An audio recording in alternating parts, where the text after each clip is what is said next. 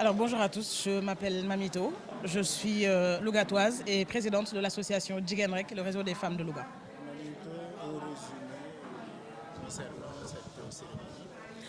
Nous sommes ici au niveau du centre culturel de Louga aujourd'hui pour faire le lancement de la deuxième phase d'un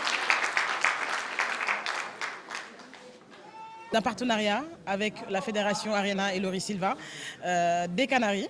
Donc cette deuxième phase qu'on a intitulée Dohandem, donc c'est un projet qu'on met en place dans le cadre de l'accueil et de la prise en charge des victimes, des survivantes, je dirais, de violences sexuelles dans la région de Louga. Donc aujourd'hui, on faisait le lancement de cette nouvelle phase qu'on débute et qui sera donc entre janvier 2024 et septembre 2024. L'urgence, c'est la prise en charge. L'urgence, c'est l'accueil.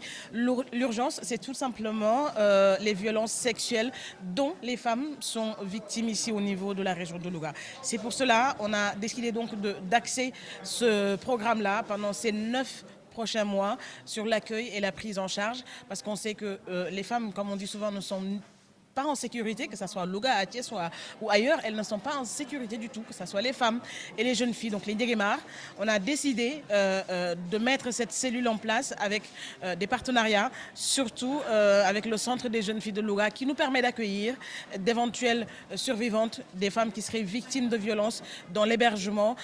Pour la prise en charge, nous serons accompagnés d'une psychologue, et pour la prise en charge de la santé, bien sûr, ce sera avec une psychologue de la santé mentale de la survivante.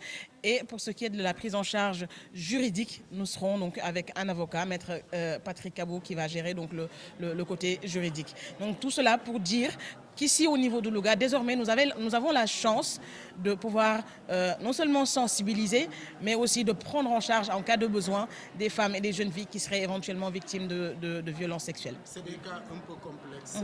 Est-ce que tous les paramètres ont été définis pour l'intégration également des femmes? Alors, les paramètres ont été définis. Je pense que là, on est à la deuxième phase, c'est-à-dire on a commencé depuis l'année dernière. Là, c'est la deuxième année. Et vous savez qu'on a déjà posé ces bases-là depuis l'année dernière, en commençant par la sensibilisation, en commençant par des causeries qu'on va continuer éventuellement pendant cette deuxième phase. Donc, on a déjà installer les bases au niveau des femmes, c'est-à-dire l'information. On les a informées sur leurs droits, on les a informées sur ce que dit le Code de la famille n'est pas à leur avantage. Donc on a fait toutes ces choses-là l'année dernière. Donc cette année, on fait aussi un pas en avant, allant dans le sens de l'accueil et de la prise en charge. Avez-vous une certaine idée sur le nombre de cas de violences sexuelles ou également les statistiques à Louga? À Louga, on n'a pas de statistiques malheureusement.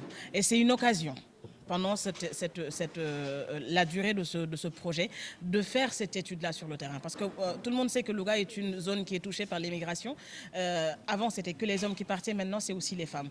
On a prévu de faire donc, des études qui vont permettre à ceux qui vont venir après nous, ou ceux qui viendraient tout simplement à Louga pour constater ce qui se passe, d'avoir des données fiables, des statistiques qui seront là. Nous allons faire toutes ces études nécessaires pour savoir à quel niveau on est. Comme je dis, on vient de commencer, on vient de débuter toutes ces choses-là.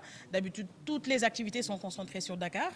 Maintenant, on commence à descendre dans les régions. Aujourd'hui, cette année, nous sommes à Louga depuis l'année dernière. On continue, on essaie vraiment de consolider ces acquis-là qu'on a sur Louga et aussi aller effectivement, merci pour la question, d'aller vers ces statistiques et ces données qui seront bénéfiques pour la lutte pour les droits des femmes. Vous dites que vous allez mener des causeries. Oui, oui. Quel sera le message?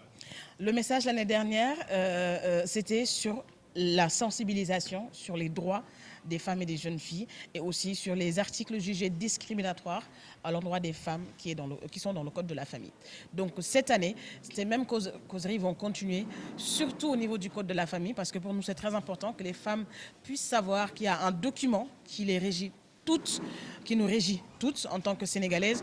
Et dans ce document-là, il y a des paramètres qui ne sont pas forcément à notre avantage.